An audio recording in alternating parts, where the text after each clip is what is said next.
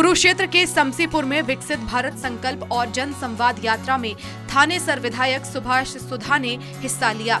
इस मौके पर विधायक सुभाष सुधा ने कहा कि प्रधानमंत्री नरेंद्र मोदी का सपना है कि समाज का अंतिम और वंचित व्यक्ति खुशहाल बने, जिसके लिए विकसित भारत संकल्प यात्रा वरदान साबित हो रही है।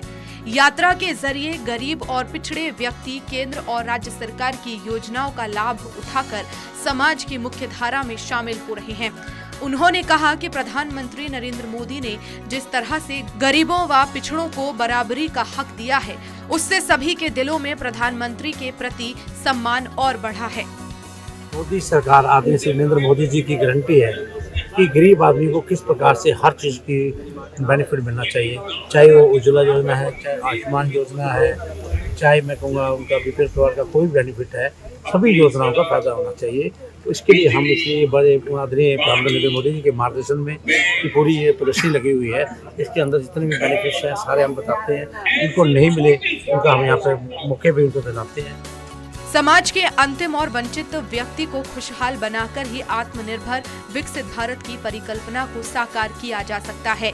सरकार ने गरीबों, शोषितों, वंचितों, किसानों, मजदूरों को विकास की योजनाओं का केंद्र बिंदु बनाया है। भारत को साल 2047 तक आत्मनिर्भर और विकसित देश बनाने में समाज के अंतिम व्यक्ति को अपना योगदान देना होगा। Bureau report, Swaraj express.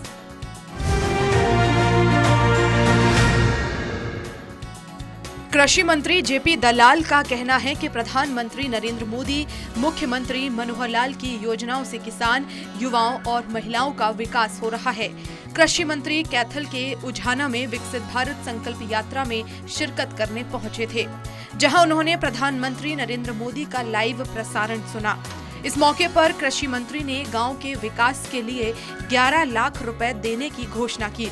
कृषि मंत्री जेपी दलाल ने कहा कि विकसित भारत संकल्प यात्रा का मकसद है कि आम जन को जन कल्याणकारी योजनाओं का लाभ पहुंचाना।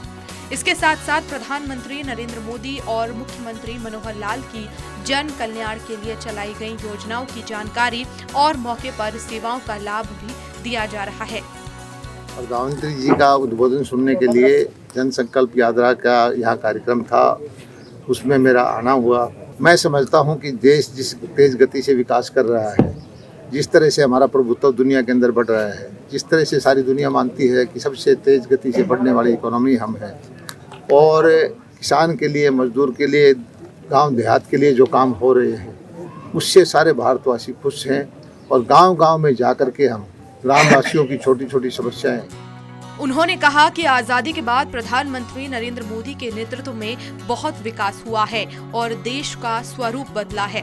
कृषि मंत्री जेपी दलाल ने कहा कि विकसित भारत संकल्प यात्रा के साथ प्रदेश सरकार ने इसमें जन संवाद कार्यक्रम को जोड़ा है और गांव-गांव जाकर जन सुनवाई की है। भारतवासी इस बात से संतुष्ट हैं कि पहली बार भारत का मान सम्मान बढ़ा है।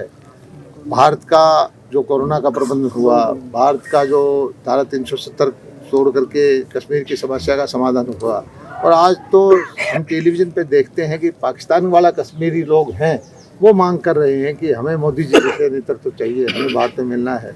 युवा पीढ़ी बहुत उत्साहित है और आने वाला दशक जो होगा, मैं समझता हूँ भारत का होगा। और सारी दुनिया मानती है कि अगले 3-4 साल के अंदर दुनिया की सबसे तीसरी बड़ी अर्थव्यवस्था भारत की।